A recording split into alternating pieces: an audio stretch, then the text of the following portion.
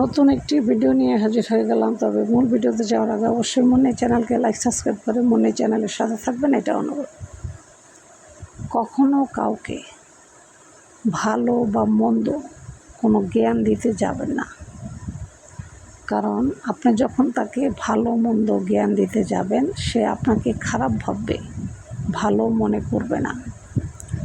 সে আপনার সেই ভালো কথাগুলোর মূল্য তখনই দিতে পারবে যখন সে খারাপ কোনো সিচুয়েশনে পড়বে।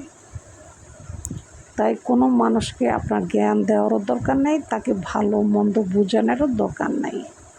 আল্লাহ তাআলা প্রত্যেকটা মানুষকে জ্ঞান বুদ্ধি সব কিছু দিয়ে দুনিয়াতে তাকে পাঠাইছে। ভালো মন্দ কোনটা ভালো কোনটা মন্দ এটা বোঝার শক্তি তাকে সম্পূর্ণ দিয়ে আল্লাহ পাঠাইছে। তো শুধু আপনি তাকে জ্ঞান দিয়া বুদ্ধি দিয়া আপনি কেন তার কাছে দোষী হবেন? কোনো দরকার নেই। তাই সে যতক্ষণ না সেই খারাপ পজিশনে পড়ে, আপনি যে খারাপ পজিশনের জন্য তাকে জ্ঞান দিতে চাচ্ছিলেন ওই খারাপ পজিশনে যতক্ষণ সে না পড়বে সে নিজের ভুল বুঝতে কখনোই পারবে না। তাই কাউকে কোনো কিছু জ্ঞান দিতে যাবেন না, না যাওয়াটাই সবচেয়ে উত্তম।